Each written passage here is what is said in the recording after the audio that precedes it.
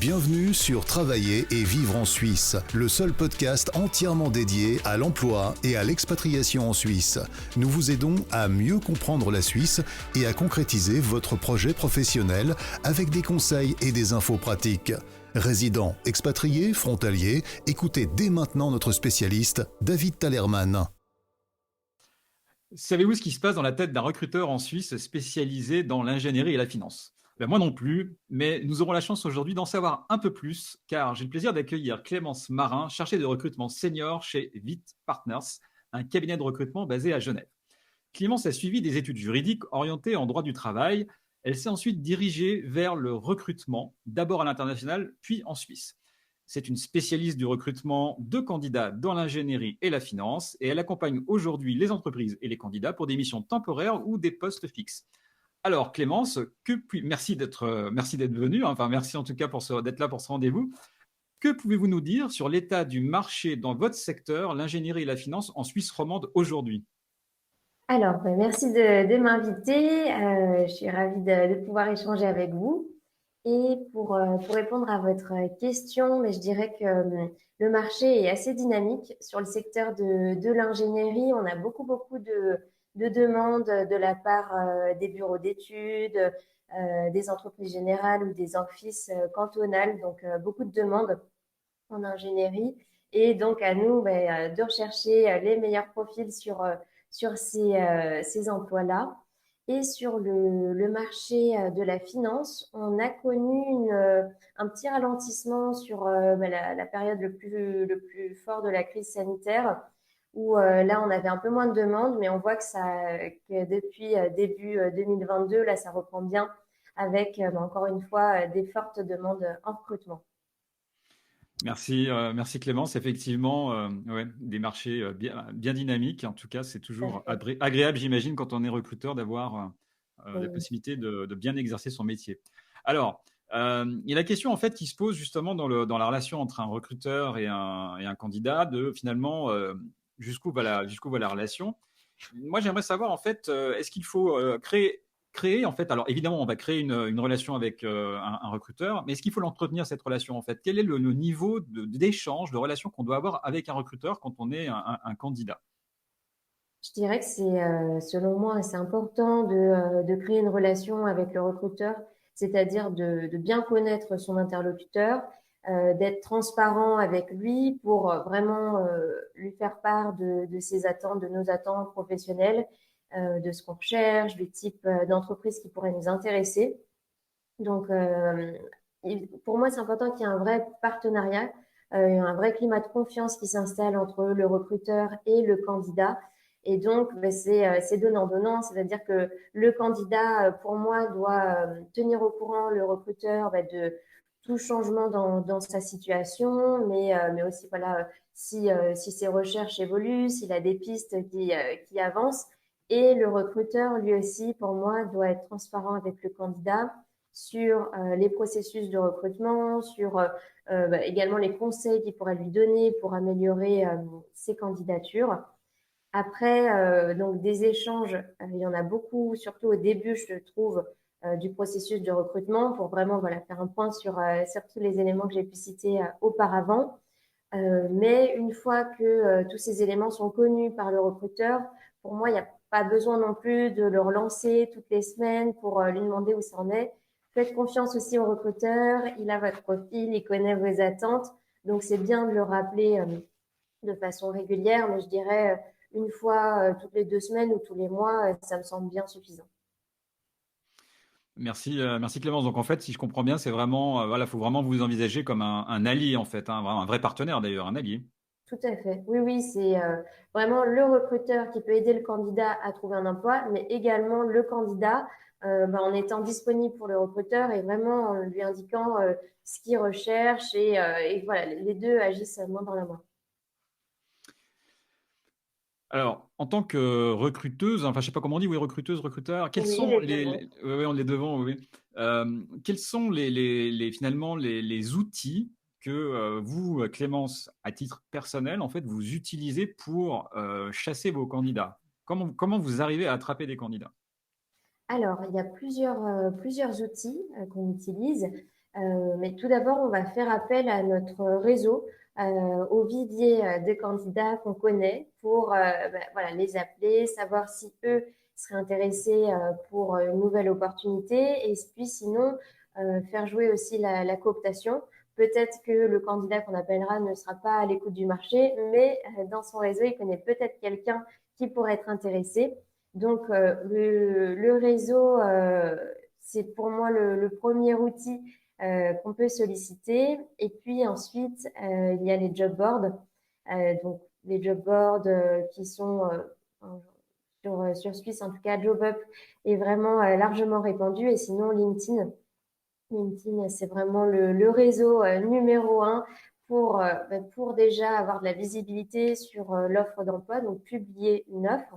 Et ensuite, exercer ce qu'on appelle la chasse, donc faire des recherches sur LinkedIn pour démarcher des nouveaux profils et voilà, agrandir son réseau. On voit hein, donc effectivement dans votre recherche de candidats le nombre d'outils digitaux en fait que vous utilisez, hein, JobUp, LinkedIn. Alors comment aujourd'hui, d'après vous, en tant que recruteur, en fait, comment bien se vendre en tant que candidat justement sur le digital finalement? C'est vrai que c'est pour moi important d'être présent sur différents réseaux, donc vraiment de diversifier sa présence en ayant un CV à jour sur JobUp, en ayant son profil LinkedIn à jour. Ce qui est important pour moi, c'est d'être clair et concis sur son parcours, sur sa formation, mais aussi sur ses attentes. Par exemple, sur LinkedIn, on peut dire aux recruteurs qu'on est à l'écoute du marché. On peut même avoir un petit bandeau qui annonce qu'on est à l'écoute du marché. Et donc, c'est vraiment important d'avoir cette visibilité donc, sur le maximum de job boards, mais surtout avec un profil à jour. Donc, il ne faut pas hésiter à voilà, le renseigner. Voilà, dès qu'on change d'emploi ou dès qu'on acquiert une nouvelle compétence, de le renseigner sur ces job boards. Donc du coup, si je rebondis sur notamment la partie visibilité, pour vous, est-ce qu'il y a un gros débat en fait dans la communauté LinkedIn, c'est faut-il ou pas mettre vous savez, le fameux badge Open to Open to work. Work. Alors, vous, j'imagine qu'en tant que recruteur, c'est génial, ça vous aide, ça vous facilite un peu la vie. Mhm. Mais voilà, la question aussi, c'est d'un point de vue de l'image, c'est le sujet. Donc vous en fait, vous plébiscitez ça, vous êtes OK avec ça, pas de problème pour vous si un candidat le fait, au contraire. Ah oui, oui, oui, moi je pense que c'est bien d'être clair et que on sache en fait rapidement si la personne est intéressée ou non. Et pour moi, ce bandeau permet justement de savoir si c'est intéressant en tant que recruteur, si on va pas perdre du temps à démarcher une personne qui finalement n'est pas à l'écoute. Bon, bah là, on est certain que on pourra discuter et avoir un retour. Merci. Alors, maintenant, on va parler justement de la relance, hein. Vous l'avez déjà mentionné tout à l'heure, hein, en préambule.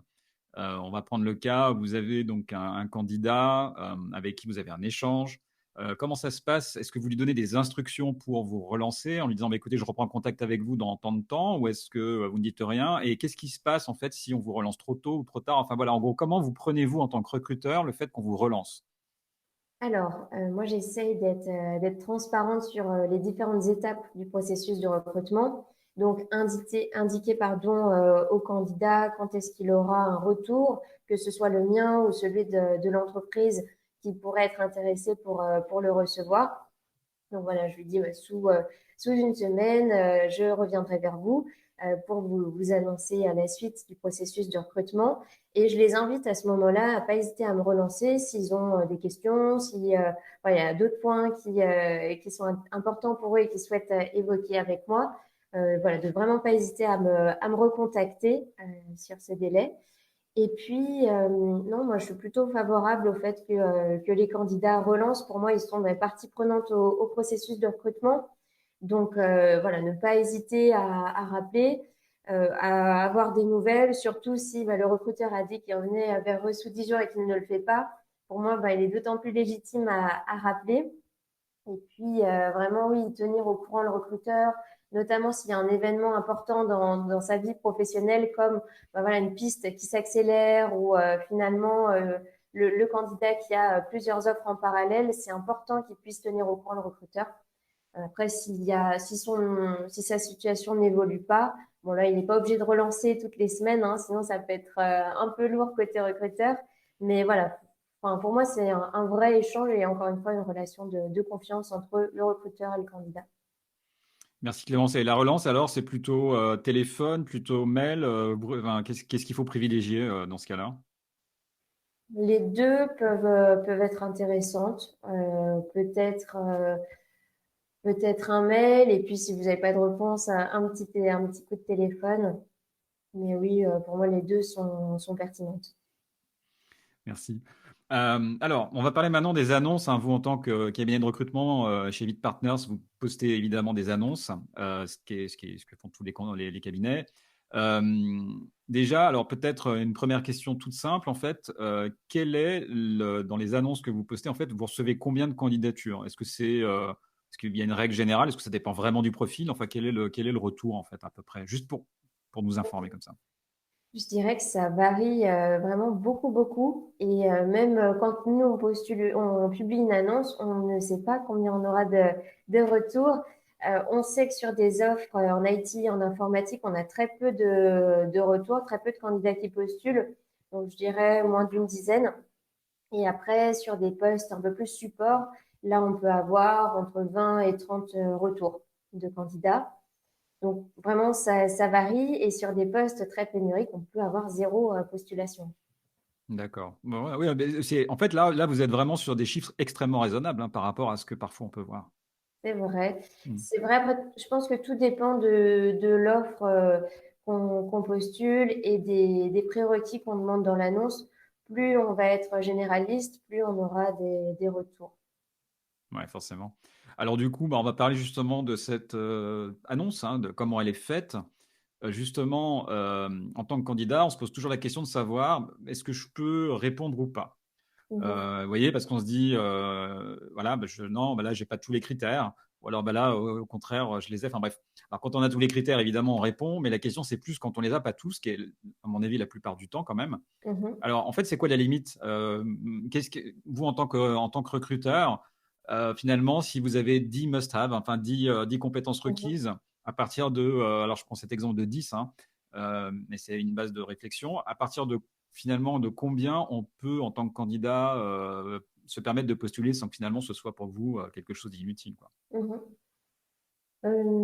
Je pense qu'il n'est jamais inutile de postuler, même si on n'a pas tous les prérequis. Et puis, il faut regarder souvent sur les annonces, on note ben voilà, niveau d'anglais bilingue, nécessaire. Enfin, on note si c'est nécessaire, si c'est un must-have, si c'est voilà, un plus, un atout. Bon, bah, si vous n'avez pas les prérequis qui sont simplement des atouts, faut postuler, faut pas hésiter. Et puis, non, je pense que c'est jamais une perte de temps, à part si vraiment on n'a pas le niveau de compétences demandées, on n'a pas la bonne formation, on n'a pas la bonne expérience précédente. Bon, là, c'est sûr que ça peut être un peu plus complexe, mais si on a 5 must-have sur les 10 demandés, ça vaut le coup de postuler. Ce qui est important surtout, c'est de bien travailler son CV pour chaque postulation, d'avoir un CV qui va être visuel, qui va être travaillé et qui va être personnalisé en fonction des annonces sur lesquelles vous postulez, parce qu'un recruteur met très peu de temps finalement à lire un CV, moins d'une minute. Donc, il faut absolument essayer d'avoir quelque chose de visuel, d'avoir quelque chose de clair et de concis qui favorise finalement bah, l'avancée dans le processus de recrutement. Merci Clémence. Alors du coup, on va parler bah, justement de ce CV. Là, quand vous recevez un CV, quelles sont les premières informations que vous recherchez? Vous recherchez quoi tout de suite, en fait, immédiatement? C'est quoi que vous recherchez? Alors, donc le CV, ben moi, je vais vraiment m'aider des attentes du client, de l'annonce, voir si ben, en termes d'expérience précédente, on répond à ce qu'attend le client. Après, ça peut. Donc, je vais passer un petit moment sur la partie expérience professionnelle et sur la partie formation, voir si le diplôme est en lien avec les attentes du client. D'accord. Oui, parce que vous, notamment dans l'activité d'ingénierie, j'imagine qu'effectivement, il y a parfois ou peut-être plus souvent d'ailleurs, des prérequis quant à la formation, c'est ça? Est-ce qu'on préfère un Oui, ingénieur qui le a fait diplôme, telle c'est filière? ça.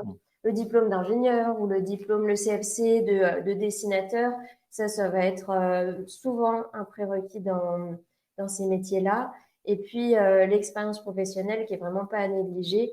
D'ailleurs, plus on avance dans ces expériences, dans ces expériences professionnelles, plus il faut les mettre en avant et noter les logiciels qu'on maîtrise, mettre en avant les réalisations qu'on a pu faire. Très bien. Qu'est-ce que vous pensez, Clémence, des CV vidéo? Alors, les CV vidéo, moi, c'est vrai que j'ai peu l'occasion d'en voir. Peut-être parce que je travaille plus sur des métiers dans l'ingénierie, dans la finance. Mais sinon, je pense que ça peut être une bonne idée pour se démarquer, euh, surtout sur des métiers qui nécessiteraient de faire preuve de créativité. Là, je pense que ça peut être un bon support pour mettre en avant ses compétences techniques. Attention, une nouvelle fois, le recruteur a peu de temps pour chaque CV. Je pense qu'il vaut mieux adopter un format court et un format qualitatif pour que voilà, on puisse rapidement voir les compétences techniques de la personne et avoir un rendu qui soit au niveau ou qui soit assez qualitatif. Merci Clémence Marin. Donc, je rappelle que vous êtes donc chargé de recrutement senior pour Vite Partners et que vous êtes spécialisé dans le recrutement de profils dans l'ingénierie et la finance. Merci beaucoup en tout cas pour votre la gentillesse en fait de simplement nous avoir montré ce qui se passait un peu du côté du recruteur, ce qui se passait un peu dans le cerveau d'un recruteur. Quelle vision vous aviez des candidats, quelle analyse vous aviez d'un certain nombre de postulations. Merci beaucoup, c'est très très sympa. Et puis, écoutez, je vous invite à prendre contact avec Clémence Marin si vous avez des questions ou si vous êtes un ingénieur ou si vous êtes dans la finance. Eh bien, je pense qu'elle sera ravie de vous avoir et de récupérer un certain nombre de candidatures. Voilà, merci en tout cas, bonne journée et à très Merci. bientôt. À bientôt. Merci. Merci de nous avoir rejoints pour cet épisode de Travailler et vivre en Suisse. Abonnez-vous à ce podcast et notez-le. Visitez le site www.travailler-en-suisse.ch pour plus d'informations sur le sujet abordé aujourd'hui et pour accéder à encore plus de ressources et d'informations.